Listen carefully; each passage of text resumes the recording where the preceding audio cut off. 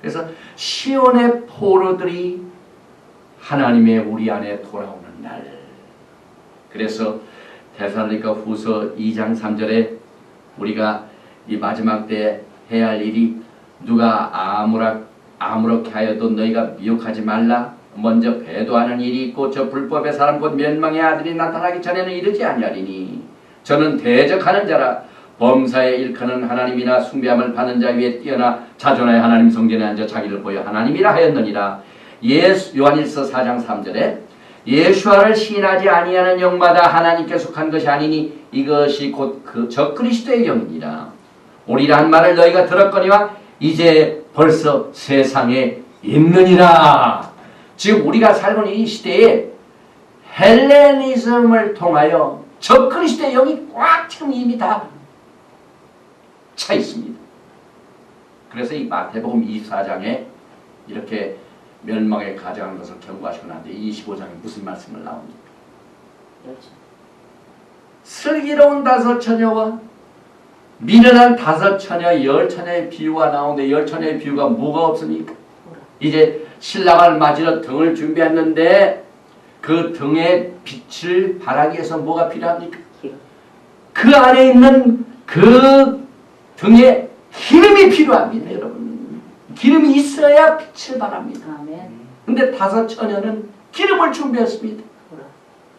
메노라의 그 성전에 불을 붙이는 기름이 없어졌습니다. 안티오코스 에피파네스가 다 성전을 무너뜨렸습니다. 이때 그 성전을 재봉헌하려고 했더니 기름이 다 하루분밖에 없습니다. 그런데 하나님께서 기적적 그 하루분을 가지고 8일 동안 새로운 감람료를 가져올 때까지 비치비치게 했습니다. 마찬가지로 예수님께서 멸망에 가져간 것이 선 것을 보고든 읽는 자는 깨달을지라 하시고 난 뒤에 마태복음 25장에 기름 문제를 가지고 얘기해요. 그 기름이 뭡니까? 메노라의 기름입니다. 메노라의 기름은 토라의 말씀인 것입니다. 아멘.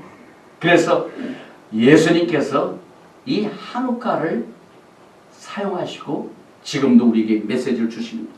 그래서 예수님께서 요한복음 10장 22절과 23절에 이 한우카를 지키셨습니다. 왜냐하면 한우카의 사건은 BC 165년에 있었던 일입니다. 예수님께서 오시기 전 165년에 이미 165년 전에 있었습니다.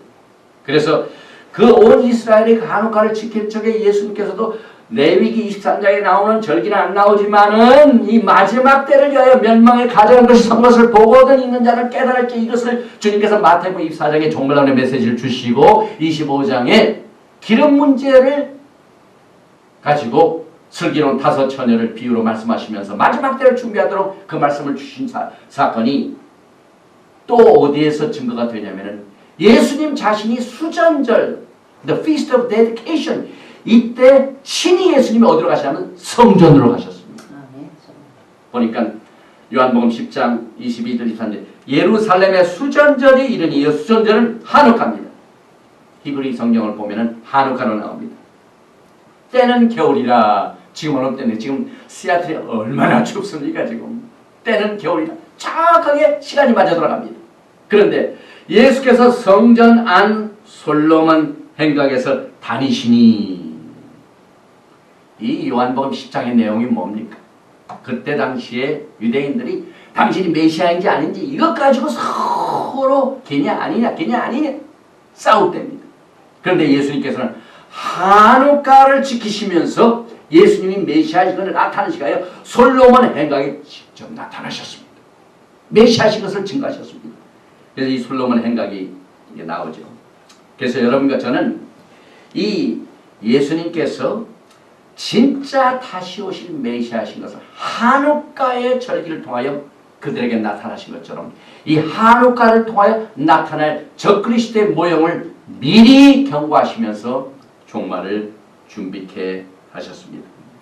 이제 앞으로 예수님께서는 적그리스도가 더럽혀진 성전을 다시 깨끗게 하셔가지고 새로운 밀레니엄 메시아 왕국 시대의 성전을 깨끗하게 재봉헌하실 것입니다. 그래서 이 한우카하고 이 종말은 굉장한 관계가 있습니다. 램프의 기름이 육체적인 빛을 가져오는 것처럼 기름은 영적 빛을 가져오는 토라를 대표합니다. 하나님께서는 빛이 있으라 이 말씀하실 때는 이 어두운 세상에 제일 먼저 필요한 것이 빛이 필요한 것을 하나님이 아셨기 때문에 빛을 창조하셨습니다. 그래서 토라가 없는 세상은 어두운 세상입니다. 아멘. 시편 19편 1절에 하늘이 하나님의 영광을 선포하고 궁창이 그 손으로 하신 일을 나타낸도다. 잠언 6장 23절에 대저 토라는 등불이요 법은 토라는 빛이요 토라의 책망은 곧 생명의 길이라. 그래서 하늘이 빛을 가지고 하나님의 영광을 선포하고 있습니다. 아멘. 그래서 올리브 기름은 램프 속의 기름이 타올라가지고 육체적인 그 빛을 발하는 것처럼 우리에게 토라의 빛을 통하여 그 기름을 통하여 영광처럼 점점 그 아멘. 영광의 날을 아멘. 기다리게 되는 것입니다. 그래서 시편 119편 105절에 주의 말씀은 내 발의 등이요 내 길의 빛이니라. 아멘. 토라는 아멘. 내 발의 등이요 이 아멘. 어두운 때에 아멘. 아멘. 내 길의 빛이니이다. 아멘.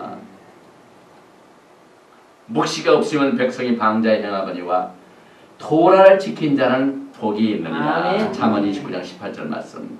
그래서 이사야서 8장 20절에 마땅히 율법과 그 증거의 말씀을 쫓을지니 그들의 말하는 바가 이 말씀에 맞지 아니하면 그들이 정녕 아침 빛을 보지 못하고. 고린도후서 4장 6절에도 어두운 데서 빛이 빛이라 하시던 그 하나님께서 예수 그리스도의 얼굴에 있는 하나님의 영광을 아는 빛을 우리 마음에 비추었느라. 그래서 우리는 예수와를 아는 이 토라의 그 영광의 빛으로 우리가 주님의 마음을 깨닫게 됩니다. 아멘. 왜냐하면 그 빛을 우리에게 지금 비춰주시고 계시기 때문에 그렇습니다. 그래서 사도 바울이 고린도 이방인 교회에 토라의 메시지를 굉장히 강하게 전해줬습니다. 그리고 지금 이 마지막 때에 종말에 살고 있는 성도들은요, 하나님의 말씀을 타협하지 말고 지켜야만 합니다. 아멘. 뿐만 아니라 우리는 이스라엘의 땅과 연대의식을 가져야 됩니다. 아멘. 왜냐하면 예수님께서 앞으로 휴거시키고 난 뒤에 다시 또 오셔서 이 땅에 메시아 왕국을 세우시고 어디에다 수도를 두십니까? 예루살렘입니다.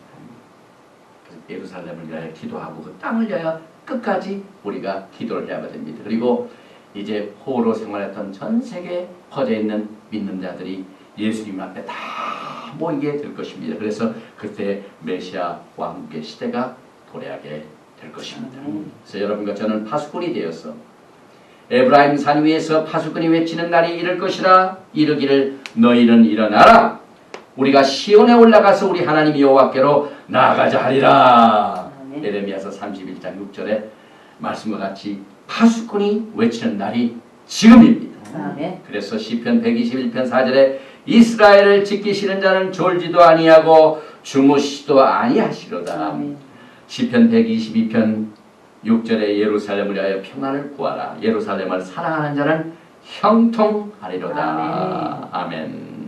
여호와는 내게 복을 주시고 너를 지키시기를 원하며 여호와는 그 얼굴로 내게 비치사 은혜 베푸시기를 원하며 여호와는 그 얼굴을 내게로 향하여 드사 평강 주시기를 원하노라 할지니라. 아멘. 예수와 마시아 샬롬. 아멘.